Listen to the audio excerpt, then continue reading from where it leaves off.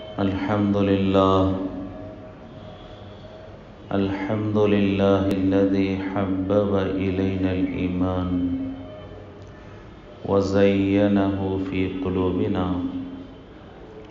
وكره إلينا الكفر والفسوق والعصيان وجعلنا من الراشدين والصلاة والسلام على من بعث ليتمم مكارم الأخلاق. أما بعد، قال الله تبارك وتعالى في القرآن المجيد والفرقان الحميد: أعوذ بالله من الشيطان الرجيم، بسم الله الرحمن الرحيم.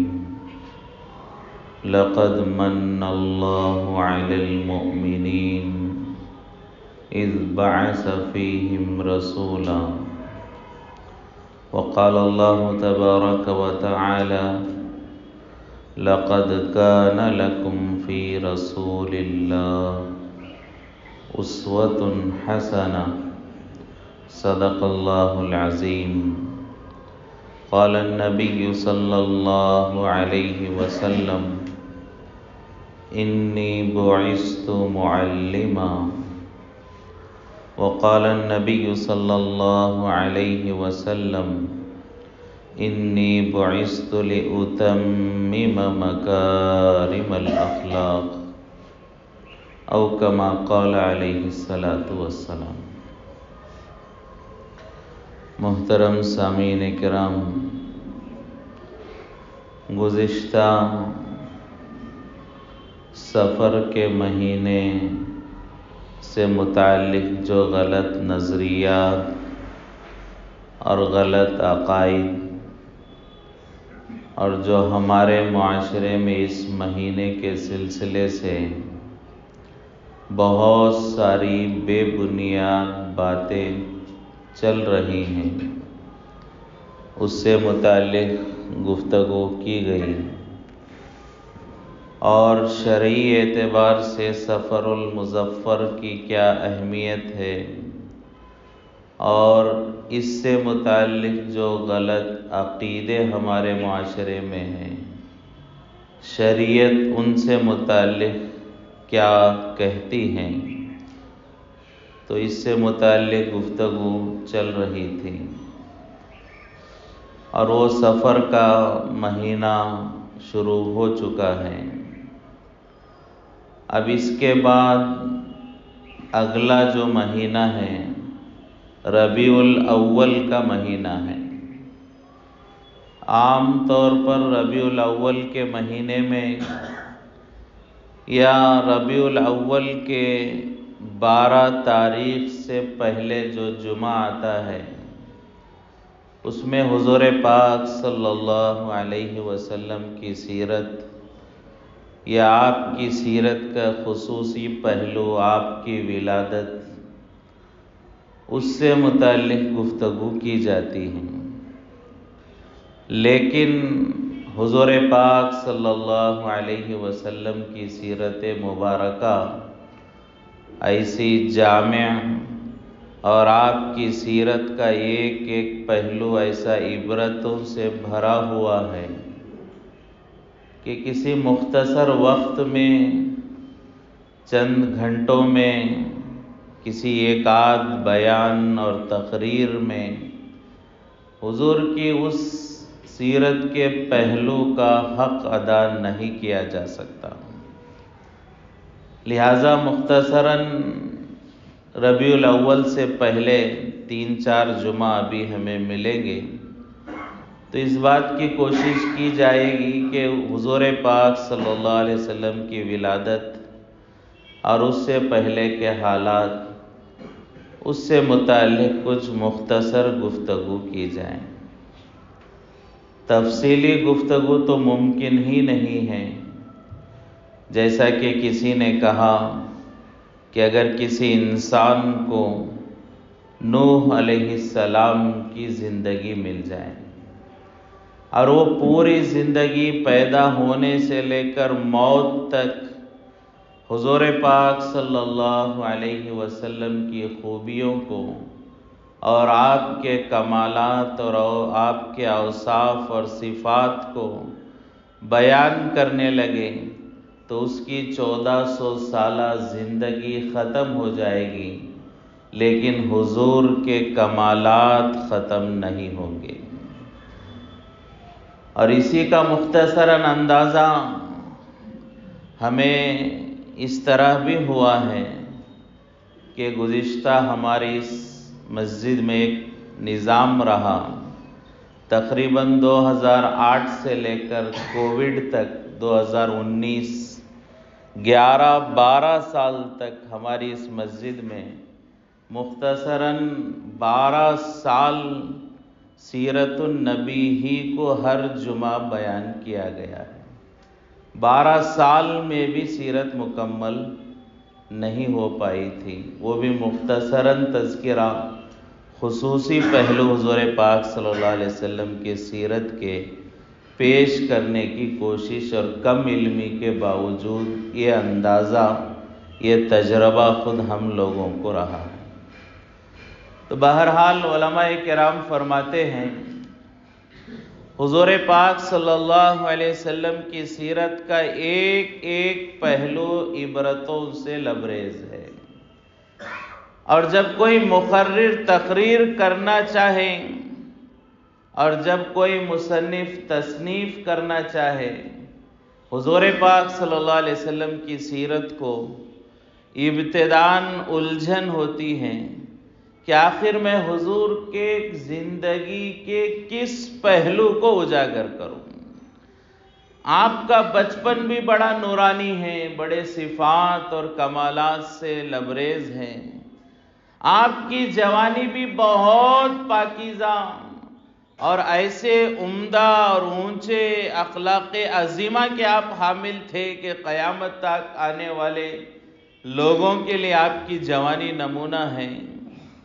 پھر آپ کی نبوت اور نبوت کی ذمہ داری کے لیے قربانیاں، دن و رات آپ کی محنتیں اور آپ کی انتھک کوششیں، آپ کا امت کے بارے میں درد و غم، اور جیسے جیسے اللہ کی جانب سے نعمتوں کا انعام ہو رہا ہے ویسے ویسے اللہ کا ڈر، اللہ کا خوف اور اللہ کی معرفت میں اور زیادہ بندگی میں آپ کی اضافہ، آپ کی جوانی، آپ کا بڑھاپا، آپ کی مکی زندگی، آپ کی مدنی زندگی، آپ کا سفر، آپ کا حضر، آپ کا دن، آپ کی رات، مقرر اور مصنف الجھن میں پڑ جاتے ہیں کہ آخر بیان کروں تو کیا بیان کروں، آپ کے حلیے کو بیان کروں کہ کیسا نورانی چہرہ تھا، کہ آپ کے اخلاق کو بیان کیا جائے کہ لوگ آپ کے اخلاق کے گرویدہ ہوتے چلے گئے، اور جو حضور پاک صلی اللہ علیہ وسلم سے ایک بار ملاقات کر لیتا وہ حضور کا غلام بن جاتا۔ یہ پوری زندگی حضور پاک صلی اللہ علیہ وسلم کی وہ خصوصیات اور کمالات سے لبریز ہے۔ ہر دن، ہر رات، ہر صبح، ہر شام آپ کی زندگی کا ایک ایک پہلو ہم سب کے لیے سبق ہے، اور اسی لیے حضور پاک صلی اللہ علیہ وسلم کی زندگی کو اللہ نے کھلی کتاب بنا دیا ہے۔ قیامت تک آنے والا کوئی بھی انسان اگر حضور کے دن کو معلوم کرنا چاہے، حضور کا دن ہمارے سامنے ہے۔ اگر کوئی حضور کی رات معلوم کرنا چاہے، قربان جائے امہات المومنین پر ایسے پاکیزہ انداز میں، ایسے مہذب طریقے سے، بہترین الفاظ کے ساتھ حضور پاک صلی اللہ علیہ وسلم گھر میں کیسے رہتے تھے، اور حضور پاک صلی اللہ علیہ وسلم کے تعلقات اپنے بیویوں کے ساتھ کیسے تھے، اسے بھی امہات المومنین نے ہمارے سامنے کھل کر بیان کر دیا۔ حضور کی زندگی کا کوئی لمحہ، کوئی پہلو ہم سے چھپا ہوا نہیں ہے۔ اسی لیے علماء فرماتے ہیں کہ اگر کوئی انسان کسی کو نمونہ بنانا چاہے، کسی کو رول ماڈل، آئیڈیل بنانا چاہے تو کسے بنائے؟ اس کے اندر کیا صفات ہونے چاہیے جسے ہم اپنا آئیڈیل بنانا چاہتے ہیں، نمونہ بنانا چاہتے ہیں، تو بہت سارے شرائط اور بہت سارے اصول علماء نے بیان فرمائے ہیں، جس میں ایک بنیادی بات کہا، جسے ہم اپنا بڑا بنانا چاہیں، جسے ہم اپنا آئیڈیل اور نمونہ اور رول ماڈل بنانا چاہیں، اس کی زندگی کا ہر لمحہ ہمارے سامنے ہونا ضروری ہے۔ ہم کسی ایسے کو اپنا نمونہ کیسے بنائیں جس کی زندگی کے کچھ پہلو ہمیں معلوم ہی نہیں ہیں؟ وہ گھر میں کیسے رہتا تھا، اس کے کاروبار کیسے تھا، لوگوں کے ساتھ اس کے تعلقات کیسے تھے، بڑوں کے ساتھ اس کا کیا مزاج تھا، اپنے سے چھوٹوں کے ساتھ اس کا کیا انداز اور رویہ تھا، جس کی پوری زندگی ہمیں معلوم نہیں ہے، اس کی زندگی کے کچھ پہلوؤں سے ہم بے خبر ہیں، اسے اپنا رول ماڈل کیسے بنا سکتے ہیں، اسے اپنا آئیڈیل کیسے بنائیں گے؟ تو حضور پاک صلی اللہ علیہ وسلم صرف تنہا آپ کی یہ خاصیت ہے کہ آپ کی زندگی کا ہر پہلو ہمارے سامنے ہے، آپ کا سفر ہمارے سامنے، آپ کا حضر ہمارے سامنے، آپ کے گھر کے معاملات، لوگوں کے ساتھ تعلقات، چھوٹوں کے ساتھ معاملات، بڑوں کے ساتھ خدمت، سب چیزیں حضور پاک صلی اللہ علیہ وسلم کی ہمارے سامنے ہیں۔ اسی لیے صرف پوری دنیا میں تنہا حضور کی ذات ہے جسے ہم سیرت کہہ سکتے ہیں اور جنہیں ہم اپنا نمونہ اور آئیڈیل اور رول ماڈل بنا سکتے ہیں۔ تو ایک بنیادی شرط کہ اس کی زندگی کا پورا حصہ ہمارے سامنے ہو۔ دوسری شرط علماء نے یہ بیان فرمائی، جسے ہم اپنا رول ماڈل بنانا چاہتے ہیں، اس کے اندر ہمارے ہر مسئلے کا حل ہونا چاہیے۔ جس کی زندگی کو ہم نمونہ بنائیں، ہمارے مسائل کا حل اس کی زندگی میں نہ ہو تو کیسے نمونہ بنے گا؟ جسے ہم نمونہ بنانا چاہیں، اس کے اندر ہماری زندگی کے ہر مسئلے کا حل ہونا چاہیے، اور یہ صفت بھی پوری انسانیت میں صرف تنہا حضور پاک صلی اللہ علیہ وسلم پر ثابت ہوتی ہے، کسی اور پر فٹ نہیں بیٹھتی۔ مثال کے طور پر علماء نے بیان فرمایا، اگر کوئی نصرانی ہے، کرسچن ہے، زندگی گزار رہا ہے اپنے مذہب پر عیسیٰ علیہ السلام کی اطاعت کرتے ہوئے، آج کل حالانکہ بہت ساری تبدیلیاں اس میں ہو گئی ہیں، بالفرض اگر مان بھی لیا جائے کہ وہ عیسیٰ علیہ السلام کی تعلیمات پر عمل کر رہا ہے، زندگی گزارتے ہوئے ایک موقع آئے گا کہ اسے نکاح کی ضرورت ہوگی، تو عیسیٰ علیہ السلام کی پیروی کر رہا ہے اور نکاح کرنا چاہتا ہے، چونکہ خود عیسیٰ علیہ السلام کا نکاح نہیں ہوا تھا جبکہ وہ آسمان پر اٹھا لیے گئے، تو وہ کیسے اپنے نبی کو پوری زندگی کا رول ماڈل بنائے گا؟ اسے وہ موقع نہیں ہے۔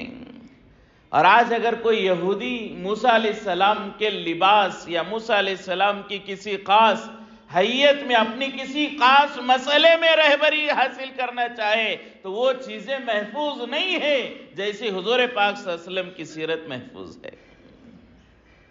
فرمایا کہ یہ تنہا حضور پاک صلی اللہ علیہ وسلم کی صفت ہے کہ آپ کی سیرت میں قیامت تک آنے والے ہر انسان کے ہر مسئلے کا حل اللہ نے حضور کی سیرت میں رکھا ہے، اور حضور کی پوری سیرت ہمارے سامنے کھلی کتاب کی طرح ہے۔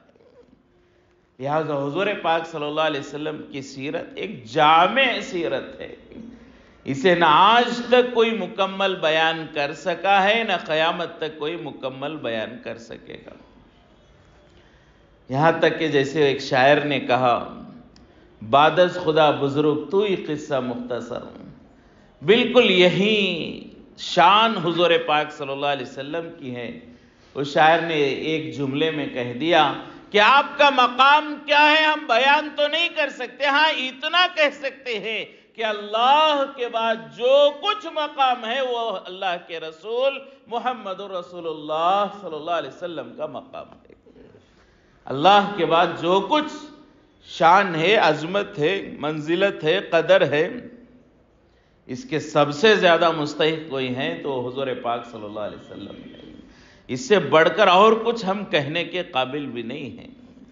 جیسے کسی شاعر نے کہا کہ 1000 مرتبہ ہم اپنی زبانوں کو مشک و عنبر سے دھوئیں، ہم اپنی زبانوں کو 1000 مرتبہ مشک و عنبر سے دھوئے، اس کے بعد حضور پاک صلی اللہ علیہ وسلم کا نام اپنی زبان پر لیں، یہ بھی بے ادبی ہے۔ ہماری زبانیں اس کے بھی قابل نہیں ہیں۔ تو بہرحال حضور پاک صلی اللہ علیہ وسلم کی ایک سیرت جامع ہے، لیکن عام طور پر ربیع الاول میں حضور پاک صلی اللہ علیہ وسلم کی سیرت کے جو پہلو بیان کیے جاتے ہیں وہ حضور پاک صلی اللہ علیہ وسلم کی ولادت اور آپ صلی اللہ علیہ وسلم کی وفات، یہ دو پہلو اکثر مذاکرے میں آتے ہیں۔ لیکن آج کل حضور کی وفات کے تذکرے بہت کم ہو چکے ہیں، اس لیے کہ حضور کی وفات کا تذکرہ ہوگا تو ذمہ داری ہمارے اوپر آئے گی۔ حضور نے ایک مقصد دے کر ہمیں دنیا سے حضور رخصت ہوئے ہیں، ایک بوجھ اللہ کے رسول پاک صلی اللہ علیہ وسلم نے ہمارے کندھوں پر ڈالا ہے۔ اب وہ سب تذکرے سنیں گے تو ایک ذمہ داری اٹھانی پڑے گی، اور آج ہمارا ایمان اتنا کمزور ہو گیا، حضور پاک صلی اللہ علیہ وسلم سے ہمارا تعلق اور ایسا علاقہ کمزور ہو گیا کہ وہ ذمہ داری اٹھانا اور اس کے مذاکرے اور بیانات سننا بھی ہمیں گوارا نہیں ہے۔ تو عام طور پر صرف حضور کی ولادت کے تذکرے ہوتے ہیں، حالانکہ کچھ عرصے پہلے تک بھی جو ہمارے ماحول میں ہمارے معاشرے میں مشہور تھا، آپ حضرات نے بھی سنا ہوگا، ربیع الاول کو پورے مہینے کا جو نام لیا جاتا مولود کے نام سے لیا جاتا تھا۔ مہینے کو کیا کہتے ہیں ہم؟ مولود۔ لیکن 12 ربیع الاول کو کیا کہا جاتا تھا؟ 12 وفات۔ یہ عام طور پر قریب زمانے تک بھی یہی ہمارے درمیان زبانوں میں رواج تھا، مہینے کو مولود کا مہینہ، 12 ربیع الاول کو 12 وفات کہا جاتا تھا، تاکہ دونوں چیزیں ہمارے ذہن میں رہے۔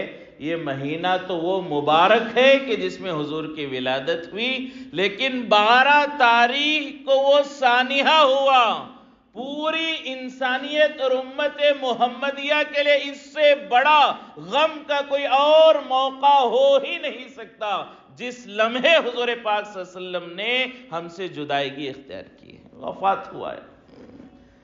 تو یہ دونوں پہلو ہمارے ذہن میں ہوتے تھے، لیکن آج 12 وفات کا تذکرہ ہی نکل گیا، جشن عید میلاد النبی۔ 12 وفات کا نام ہی ختم ہو گیا، استعمال ہی ختم ہو گیا۔ کیا نام لیتے ہیں آج ہم؟ جشن عید میلاد النبی۔ تو حضور کی وفات کے تذکرے ہی ختم ہو گئے۔ بہرحال دونوں تذکرے ہونے چاہیے، حضور کی ولادت کا بھی تذکرہ ہو۔ حضور کی ولادت اور آپ کی آمد ایک بہت بڑی نعمت ہے، اور آپ کی آمد امت کے لیے ایک بہت بڑی خوشی کا موقع ہے، اس کا بھی تذکرہ ہونا چاہیے، لیکن حضور کی وفات کا بھی تذکرہ ہونا چاہیے۔ تو یہ دو پہلوؤں کا برابری کے ساتھ، انصاف کے ساتھ مذاکرہ ہونا چاہیے۔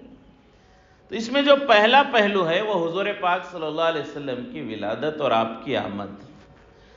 آپ صلی اللہ علیہ وسلم دنیا میں تشریف لائے، یا پھر یوں کہیں کہ اللہ تبارک و تعالیٰ نے حضور پاک صلی اللہ علیہ وسلم کو دنیا میں مبعوث فرمایا، بھیجا، یہ کوئی اتفاق نہیں ہے۔ اللہ تبارک و تعالیٰ نے روز اول سے اس کا نظام بنایا ہے۔ آدم علیہ السلام کی بعثت سے لے کر حضور پاک صلی اللہ علیہ وسلم کی بعثت تک، گویا کہ اللہ تبارک و تعالیٰ نے پوری کائنات اور پوری دنیا کے نظام کو حضور کی ولادت اور آپ کی آمد کے لیے تیار کیا ہے۔ اور جب پوری تیاریاں مکمل ہوئیں تو اصل یہ دنیا جس کے صدقے اور برکت سے سجائی گئی، اس کو اللہ تبارک و تعالیٰ نے دنیا میں بھیجا ہے۔ یہ کوئی اچانک حضور پاک صلی اللہ علیہ وسلم کی ولادت 9 ربیع الاول کو نہیں ہوئی ہے، اچانک حضور پاک صلی اللہ علیہ وسلم دنیا میں نہیں بھیجے گئے، اس کا پورا نظام ہے جو اللہ تبارک و تعالیٰ نے شروع سے چلایا ہے۔ مثال دے کر علماء فرماتے ہیں کہ ہمارے یہاں بھی سمجھنے کے لیے ایک مثال دیتے ہیں کہ ہمارے یہاں جلسے ہوتے ہیں، پروگرام ہوتے ہیں، تقریریں، سیرت النبی کا، مدرسے کے دستار بندی کا، بہت سارے ہمارے یہاں جلسے ہوتے ہیں۔ اس میں ایک مہمان خصوصی ہوتا ہے، ایک چیف گیسٹ ہوتا ہے۔ ہمارے پروگرام میں ایک چیف گیسٹ، مہمان خصوصی ہوتا ہے۔ تو ان سے پہلے بہت سارے مقرر آتے ہیں، سٹیج پر بیٹھتے ہیں، اپنے اپنے انداز میں لوگوں کو مخاطب کرتے ہیں۔ بالآخر جب وہ جلسہ ختم ہونے کو ہوتا ہے تو وہ مہمان خصوصی تشریف لاتے ہیں، جن کے نام سے جلسہ جوڑا گیا، جن کے نام سے جلسے کی تیاریاں کی گئی، جن کے نام سے لوگ دور دور سے جمع کیے گئے، اب بالکل آخر میں وہ ہستی آتی ہیں۔ اب وہ جو تشریف لانے والے ہوں تو وہ جو جلسہ ہوتا ہے اسے ایک ہوسٹ کرتے ہیں، ایک آدمی ہوتے ہیں جو اینکرنگ کرتے ہیں، ہوسٹ کرتے ہیں، نظامت کرتے ہیں، پورے جلسے کو آرگنائز کرتے ہیں، سنبھالتے ہیں۔ تو جیسے وہ مہمان خصوصی کے آنے کی خبر ہوتی ہے کہ ابھی تشریف لائے، وہ اعلان کرتے ہیں کہ اب تک جس کے انتظار میں ہم تشریف فرما تھے، جس کی بات سننے کے لیے آپ سب جمع ہیں، جس کے دیدار کے لیے ہم سب منتظر ہیں، جن کے میٹھے اور سریلے اور جذباتی بیان کے لیے ہم جو ہے یہاں پر جمع ہیں، اب عنقریب وہ مولانا، وہ چیف گیسٹ، وہ مہمان خصوصی ہمارے درمیان تشریف لانے والے ہیں۔ تو وہ مہمان کے آنے سے پہلے اعلان ہوتا ہے۔ اعلان کے بعد وہ مہمان آتے ہیں، پھر اپنی ذمہ داری، جو عنوان دیا گیا تھا، جو لوگوں کی ضرورت تھی، اسے وہ لوگوں کے سامنے بیان کرتے ہیں۔ بیان کے بعد جس نے ان کے آنے کی خبر دی تھی، اعلان کیا تھا کہ مہمان خصوصی آ رہے، ان کے بیان کے بعد دوبارہ وہی آتے اور کہتے ہیں کہ ان کا بڑا شکریہ، ہم بڑے احسان مند ہیں، ہم اپنے پورے علاقے کی طرف سے ان کا شکر گزاری ادا کرتے ہیں کہ یہ ہماری دعوت کو قبول کر کے اتنے دور سے آئے، ان کا تعارف کراتے ہیں، پھر ان کا شکریہ ادا کرتے، پھر اس کے بعد جلسہ ختم ہو جاتا ہے۔ تو بالکل اسی طرح فرمایا کہ اللہ نے یہ دنیا کا جلسہ لگایا، یہاں انسانوں کی زندگی اللہ نے آباد فرمائی۔ پھر آدم علیہ السلام سے اللہ تبارک و تعالیٰ نے تقریباً 1,24,000 نبیوں کو اللہ نے بھیجا، اور جب بالکل حضور پاک صلی اللہ علیہ وسلم جو اس جلسے کے مہمان خصوصی اور چیف گیسٹ تھے، حضور کے آنے کا وقت ہوا تو حضور پاک صلی اللہ علیہ وسلم سے پہلے جو سب سے آخری نبی ہیں حضرت عیسیٰ علیہ السلام، انہوں نے تمام انسانیت کے سامنے، پوری دنیا کے سامنے اعلان کر دیا، یأتی من بعد اسمہ احمد، کہ میرے بعد اب وہ آئیں گے جن کے لیے کائنات سجائی گئی ہے۔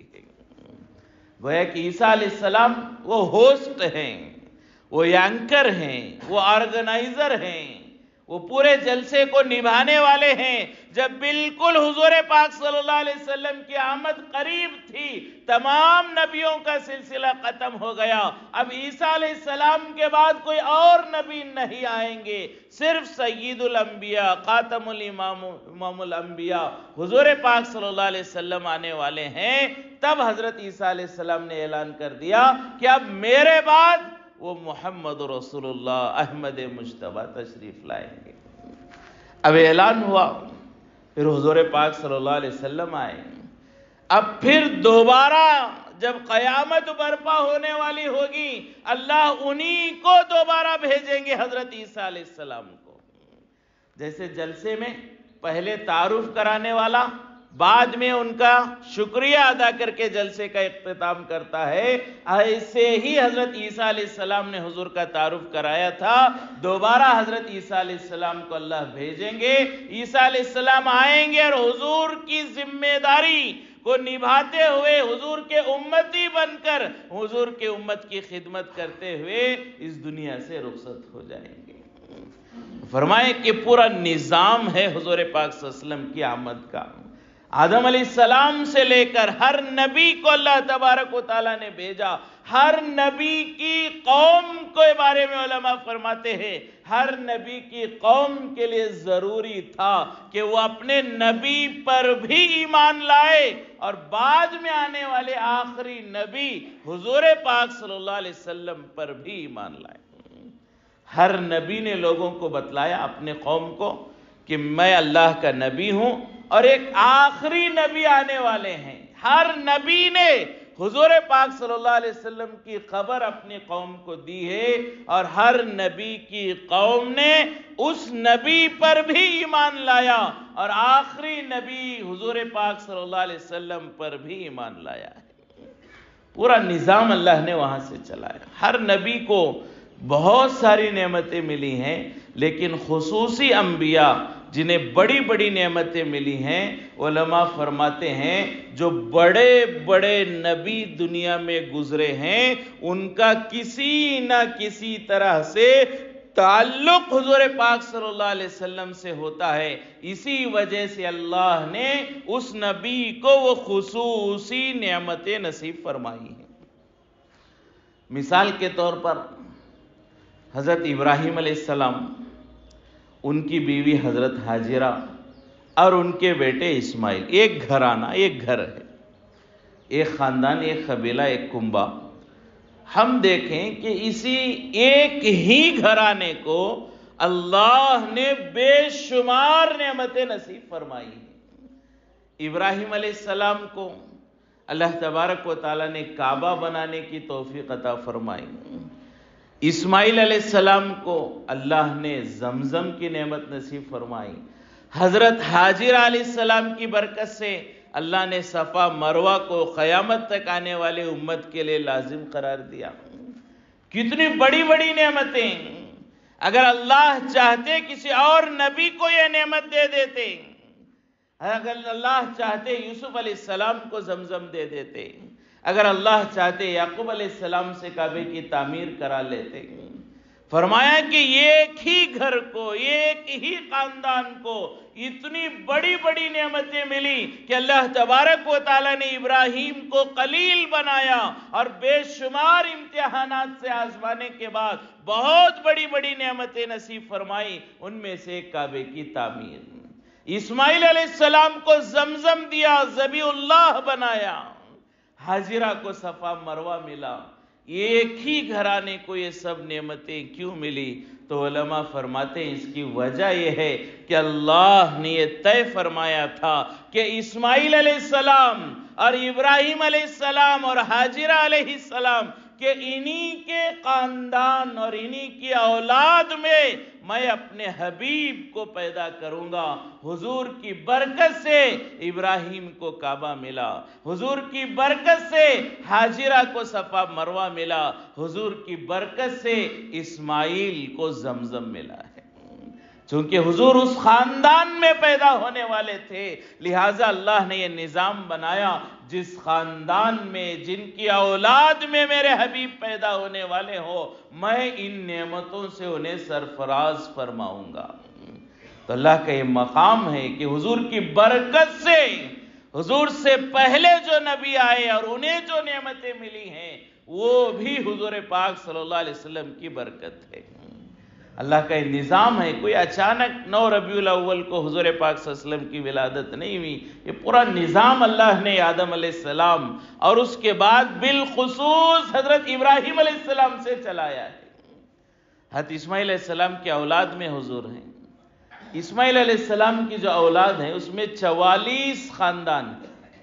اسماعیل علیہ السلام کی اولاد میں 44 خاندان ہے، اس میں سب سے اونچا گھرانہ وہ قریش کا، اور اس میں سب سے اونچی برادری وہ بنو ہاشم کی۔ اللہ نے اسماعیل علیہ السلام کی اولاد میں 44 جو ہے خاندانوں میں قریش کو منتخب فرمایا، اور قریش کی نسل میں بنو ہاشم کو اللہ نے منتخب فرمایا جو سب سے اعلیٰ اور اچھے اخلاق والے تھے۔ بلکہ علماء نے فرمایا ہے حضور پاک صلی اللہ علیہ وسلم کی والدہ حضرت آمینہ، پھر ان کی والدہ، پھر ان کی والدہ، یہ جو سلسلہ حضرت اسماعیل علیہ السلام کی بیوی تک پہنچا ہے کہ حضور پاک صلی اللہ علیہ وسلم کے اوپر جو عورتیں ہیں جن کے بطن سے ہوتے ہوتے ہوتے حضور پاک صلی اللہ علیہ وسلم کی ولادت ہوئی ہے، تو علماء نے فرمایا اسماعیل علیہ السلام کی بیوی سے لے کر حضور پاک صلی اللہ علیہ وسلم کی والدہ حضرت آمینہ تک اس پورے وقفے میں جتنی عورتیں آئی ہیں، ان میں سے ہر عورت پوری کائنات میں سب سے پاکیزہ عورت کو اللہ نے اس سلسلے میں منتخب فرمایا ہے۔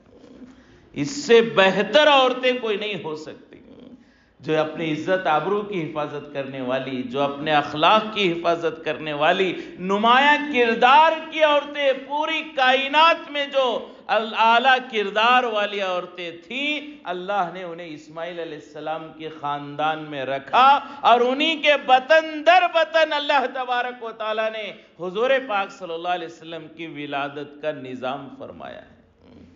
فرمایا کہ ایک ایک عورت کی زندگی بھر اللہ نے ہر چھوٹے بڑے گناہ سے حفاظت فرمائی، ہر عورت کی سیرت کو اللہ نے اس زمانے کی عورتوں کے لیے نمونہ بنایا ہے۔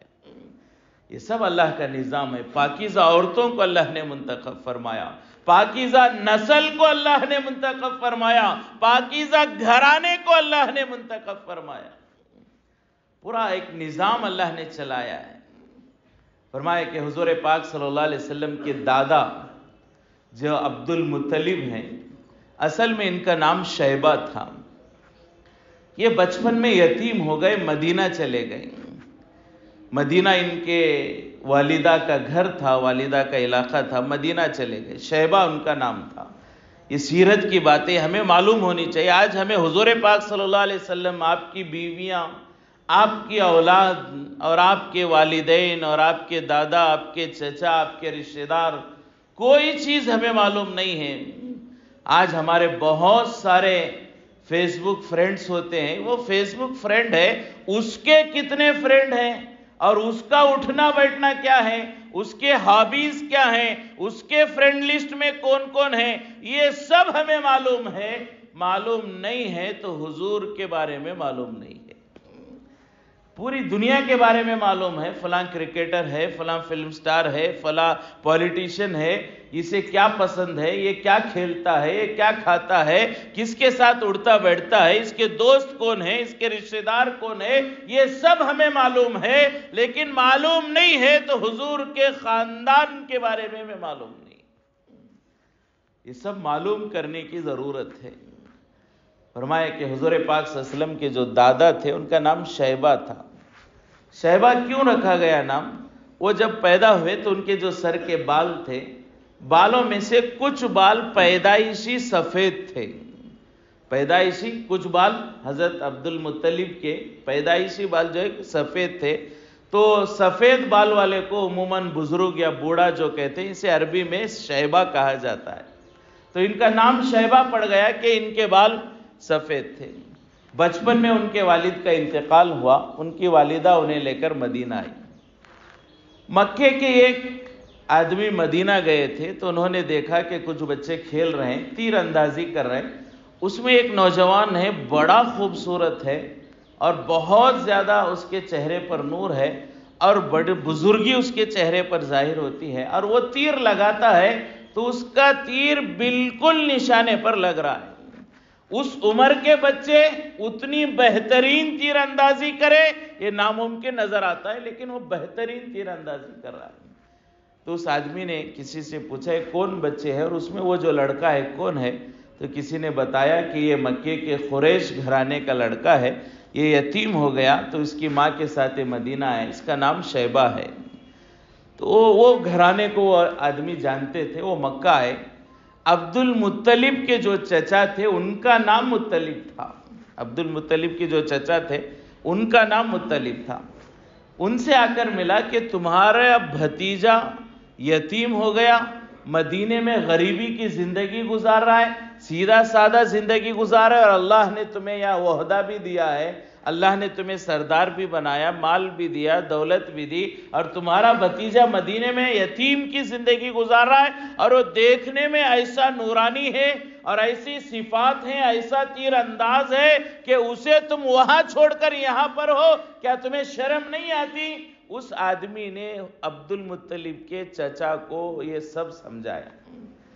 اب وہ چچا فوراً جیسے وہ بات سنی کہ میرا بھتیجا یتیم ہے، غریبی میں زندگی گزار رہا ہے اور اتنے اچھے صفات کا ہے، میرے پاس اسے ہونا چاہیے، مطلب گئے مدینہ۔ جا کر عبد المطلب شیبہ ان کی والدہ سے، اپنے بھائی کی بیوی سے، بیوہ سے کہا کہ میں اپنے بھتیجے کو لے جانا چاہتا ہوں۔ دل نہیں مان رہا تھا ماں کا، لیکن رشتہ داروں نے کہا تیرے ساتھ رہے گا تو یہاں غریبی ہے، کوئی کمانے والا نہیں، اس کی زندگی اچھی نہیں ہوگی، مکے میں رہے گا تو اس کی زندگی اچھی ہوگی، جسے بھیج دو۔ لہٰذا وہ حضور پاک صلی اللہ علیہ وسلم کے دادا عبد المطلب جن کا نام شیبہ تھا، اپنے چچا مطلب کے ساتھ مکہ آئے۔ جیسے ہی مکے میں داخل ہو رہے تھے، عبد المطلب جو ہے پیچھے بیٹھے ہوئے تھے، ان کے چچا مطلب آگے بیٹھے ہوئے تھے۔ مکے میں داخل ہوئے تو لوگوں نے دیکھا یہ مطلب ہے اور اس کے پیچھے ایک لڑکا بیٹھا ہوا ہے، یہ مدینہ گیا تھا ہم نے سنا ہے، اب یہ مدینے سے آ رہا ہے تو کوئی غلام خرید کے لایا ہوگا۔ لہٰذا لوگوں نے یہ سوچا کہ پیچھے جو بیٹھا ہوا لڑکا ہے وہ غلام ہے، تو لوگ یہ کہنے لگے عبد المطلب، یہ مطلب کا غلام ہے۔ چچا کا نام مطلب تھا تو یہ سمجھنے لگے کہ اس کا غلام ہے، تو عبد المطلب کہنے لگے۔ تو اس طرح سے حضور کے دادا جن کا نام اصل میں شیبہ تھا، ان کے چچا کا نام مطلب تھا، تو لوگ انہیں عبد المطلب یعنی مطلب کا غلام کہنے لگے۔ جیسے ہی مکے میں آئے، اللہ نے وہ صفات انہیں نوازے تھے، چونکہ اللہ کو آگے پورا نظام چلانا تھا۔ دیکھتے ہی دیکھتے چند ہی دن میں پورے نوجوان حضور پاک صلی اللہ علیہ وسلم کے دادا عبد المطلب سے جڑ گئے، اور پورے مکے کے قبیلے والوں نے مل کر ان کے اخلاق، ان کے کردار کو دیکھ کر یہ فیصلہ کیا کہ کعبے کی چابیاں ان کے یہاں رہیں گی۔ جوانی میں اللہ تبارک و تعالیٰ نے عبد المطلب کو، حضور کے دادا کو، کعبے کا متولی بنا دیا۔ اللہ تبارک و تعالیٰ کا ایک نظام ہے، اللہ وہاں سے چلا رہے ہیں، کیونکہ اسی خاندان میں، انہی کی اولاد میں حضور پاک صلی اللہ علیہ وسلم کی ولادت ہونی ہے، تو اللہ تعالیٰ نے دادا کو یہ ذمہ داری دی کہ انہیں متولی بنایا کعبے کا، کعبے کی چابیاں ان کے پاس دیں، اس لیے کہ بالآخر وہ چابیاں حضور پاک صلی اللہ علیہ وسلم ہی کے پاس آنی تھی۔ لہٰذا عبد المطلب آئے، مکے میں رہنے لگے، کعبے کی خدمت کرنے لگے، متولی بنا دیے گئے۔ تو دیکھا کہ بہت سارے لوگ پوری دنیا سے وہاں پر آ رہے ہیں، لیکن لوگوں کو پانی کی بڑی دقت ہو رہی ہے۔ زمزم کا کنواں بند ہو چکا تھا، وہ نیچے دب چکا تھا، وقت گزر گیا تھا، حضرت اسماعیل علیہ السلام کے بعد ایک لمبا عرصہ گزر گیا، تو وہ زمزم کا کنواں کھو گیا تھا، معلوم نہیں تھا وہ کہاں ہے۔ ہاں بات چلتی تھی، تذکرے ہوتے تھے کہ کعبے کے قریب ایک کنواں ہے، زمزم ہے، لیکن کسی کو معلوم نہیں تھا وہ کہاں ہے۔ بعض لوگ اس کو سچ مانتے تھے، بعض لوگ یہ سمجھتے تھے کہ یہ افواہ ہے، زمزم کا کوئی کنواں حقیقت نہیں ہے۔ تو عبد المطلب جب کعبے کے متولی بنے تو ان کو خیال ہوا کہ لوگوں کو بڑی تکلیف ہوتی ہے، اس کا ایک نظام ہونا چاہیے پانی کا۔ تو لوگوں سے معلوم کیا تو بعض لوگوں نے کہا یہاں پر کنواں تھا، لیکن وہ کہاں کھو گیا معلوم نہیں۔ تو عبد المطلب نے ارادہ کیا کہ وہ کنواں تلاش کروں، اس کی کھدائی کی، بہت زیادہ تلاش کرنے لگے۔ ایک لمبے عرصے کے بعد، ایک بڑی مدت کے بعد پھر بھی کوئی کامیابی نہیں ہوئی، تو انہوں نے ارادہ کیا، ان کے 12 بیٹے تھے عبد المطلب کے، یعنی حضور پاک صلی اللہ علیہ وسلم کے جو چچا تھے وہ 12 تھے۔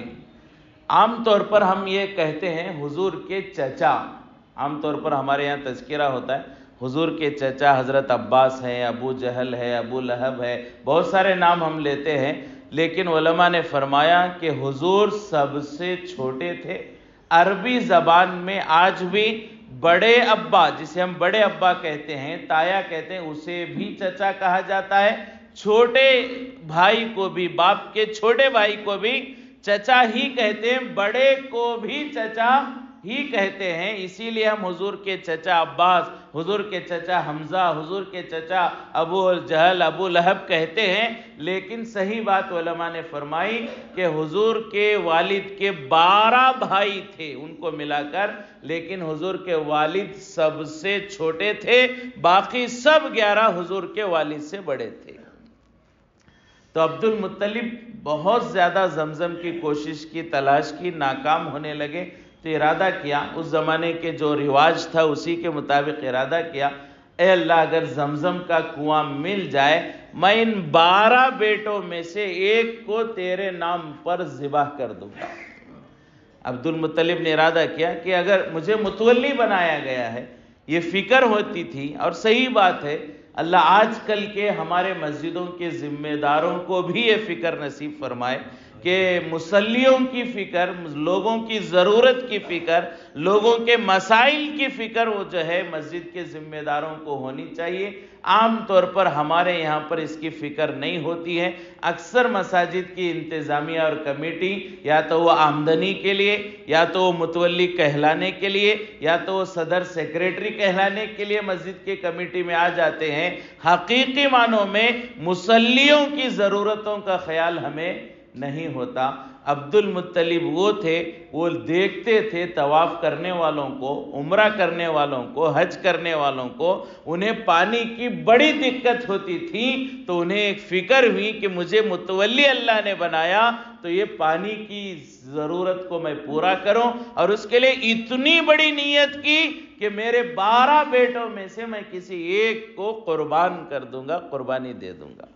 ابھی نیت کی، اللہ کا کرنا ایسا ہوا کہ ایک دن کھدائی چلی تو چٹان نظر آیا، تو بعد میں اسے چٹان کو جو ہے ہٹایا گیا تو وہ زمزم کے کنویں پر رکھا گیا تھا۔ جیسے ہی چٹان ہٹا تو وہاں سے زمزم کا کنواں نظر آیا اور اللہ نے ان کی نیت پوری کر لی۔ اب جیسے ہی زمزم کا کنواں مل گیا، اب انہوں نے جو ارادہ کیا تھا کہ 12 بیٹوں میں سے کسی کو ذبح کروں گا، کسے ذبح کروں؟ لہٰذا انہوں نے قرعہ ڈالا، چیٹی اٹھائی، تو حضرت عبداللہ جو سب سے چھوٹے بیٹے تھے، حضور پاک صلی اللہ علیہ وسلم کے والد، ان کا نام نکلا۔ اب لوگوں نے کہا کہ یہ چھوٹا بیٹا ہے، بہت خوبصورت ہے، بہت حسین ہے، جمیل ہے، بڑے اچھے اخلاق والا ہے، اس بچے کو قربان کرو گے؟ یہ مناسب نہیں ہے۔ تو عبد المطلب نے کہا میں نے ارادہ تو کر لیا، پھر کیا کیا جائے؟ اس زمانے میں ایک عورت تھی جو لوگوں کے مسائل کے لیے رہبری کیا کرتی تھی۔ لوگ گئے اس کے پاس، جا کر اس سے پوچھا تو کیا کیا جائے؟ تو اس عورت نے کہا کہ دیکھو اگر تم عبداللہ کو، اپنے بیٹے کو ذبح نہ کرنا چاہو تو عام طور پر ایک انسان کی جان کی قیمت اور قصاص اور دیت 10 اونٹ ہے۔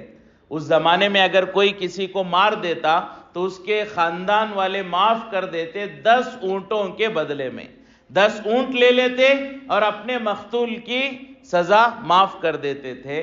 تو اس عورت نے کہا کہ اگر تم عبداللہ کو ذبح نہ کرنا چاہو، ایک راستہ ہے کہ تم جو ہے عبداللہ کے بدلے 10 اونٹوں کو قربان کر دو۔ تو عبد المطلب کو یہ بھی گوارا نہیں ہوا کہ میری نیت میں کوئی بگاڑ نہ آ جائے، میرے بگاڑ کی وجہ سے زمزم میں کوئی نقصان نہ آ جائے، اور بعد میں چل کر قیامت تک آنے والے لوگوں کے لیے زمزم سے محرومی نہ ہو جائے۔ لہٰذا انہوں نے ارادہ کیا، ایک طرف جو ہے ایک مرتبہ حضرت عبداللہ کا نام لکھا، پھر 10 اونٹ کا نام لکھا، چیٹھی لکھی، اٹھایا تو پھر اونٹوں کا نام ہی نہیں نکلا، عبداللہ ہی کا نام نکلا۔ ایک چیٹی میں عبداللہ، ایک چیٹی میں 10 اونٹ۔ چیٹی اٹھائی گئی تو نام کس کا نکلا قرعہ میں؟ عبداللہ کا۔ پھر دوسری مرتبہ 20 اونٹ لکھے گئے، ایک چیٹی میں عبداللہ کا نام لکھا گیا۔ پھر قرعہ اٹھایا گیا تو دوسری مرتبہ بھی عبداللہ ہی کا نام نکلا۔ پھر تیسری مرتبہ 30 اونٹ لکھے گئے اور عبداللہ کا نام لکھا گیا۔ قرعہ اٹھایا گیا تو پھر بھی عبداللہ ہی کا نام آیا۔ بالآخر ایسا کرتے کرتے 100 اونٹوں کو ایک چیٹھی میں لکھا گیا، پھر ایک چیٹھی میں عبداللہ کا نام لکھا گیا، قرعہ اٹھایا گیا، تب جا کر 100 اونٹوں کی چیٹھی نکلی۔ تو عبد المطلب نے اپنے بیٹے عبداللہ کے بدلے 100 اونٹ قربان کر دیے اللہ کے راستے میں۔ تو اسی لیے حضور پاک صلی اللہ علیہ وسلم کے بارے میں آتا ہے کہ ایک دیہاتی حضور کے پاس آئے اور آ کر حضور کو مخاطب کر کے کہنے لگے، یا ابن الذبیحین، اے 2 ذبیحوں کے بیٹے، ایک تو حضرت اسماعیل علیہ السلام اور دوسرے عبداللہ کے بیٹے، تو اے 2 ذبیحوں کے بیٹے، آ کر جو ہے حضور سے ایک دیہاتی نے کہا تو حضور پاک صلی اللہ علیہ وسلم نے کہا تم نے سچ کہا، میں 2 ذبیحوں کا بیٹا ہوں، میں اسماعیل کا بھی بیٹا ہوں اور میں عبداللہ کا بھی بیٹا ہوں، اور اسماعیل علیہ السلام کو بھی اللہ کے لیے ذبح کیا جا رہا تھا اور میرے والد عبداللہ کو بھی اللہ کے لیے ذبح کیا جا رہا تھا۔ تو 100 اونٹوں کو ذبح کر کے عبداللہ کے بدلے میں عبد المطلب نے اللہ کے نام پر ذبح کی۔ پھر اس کے بعد اللہ تبارک و تعالیٰ نے اور زمزم میں برکتیں عطا فرمائی اور عبد المطلب سے بڑا کام لیا۔ پھر حضرت عبداللہ کی جوانی ہے، پھر حضرت آمینہ سے نکاح ہے۔ بہت سارے ایسی واقعات ہیں جن میں ایک ایک چیز میں ایسا لگتا ہے کہ اللہ نے ایک بہت بڑا نظام چلایا ہے، بنایا ہے، کائنات کو سجایا ہے اللہ نے حضور پاک صلی اللہ علیہ وسلم کی ولادت کے لیے۔ لہٰذا اگر اللہ نے زندگی دی، کہنے کی توفیق دی، تو آئندہ حضور پاک صلی اللہ علیہ وسلم کی ولادت سے پہلے عبد المطلب کے زندگی کے حالات، حضرت عبداللہ کے زندگی کے حالات اور اس وقت کی جو عبرت کی باتیں ہیں انہیں بیان کرنے کی کوشش کی جائے گی۔ اللہ تبارک و تعالیٰ سے دعا ہے اللہ تبارک و تعالیٰ ہم تمام کو حضور پاک صلی اللہ علیہ وسلم کی سیرت کو جاننے اور حضور پاک صلی اللہ علیہ وسلم کی سیرت پر عمل کرنے کی توفیق نصیب فرمائے۔ اللہ تبارک و تعالیٰ ہم تمام کو حضور پاک صلی اللہ علیہ وسلم کی ایک ایک سنت پر عمل کرنے کی توفیق نصیب فرمائے، اور صرف ربیع الاول پر نہیں بلکہ پوری زندگی حضور پاک صلی اللہ علیہ وسلم کی سیرت کو بیان کرنے اور سننے اور اسے نمونہ بنا کر، آئیڈیل بنا کر زندگی گزارنے کے اللہ ہم سب کو توفیق نصیب فرمائے۔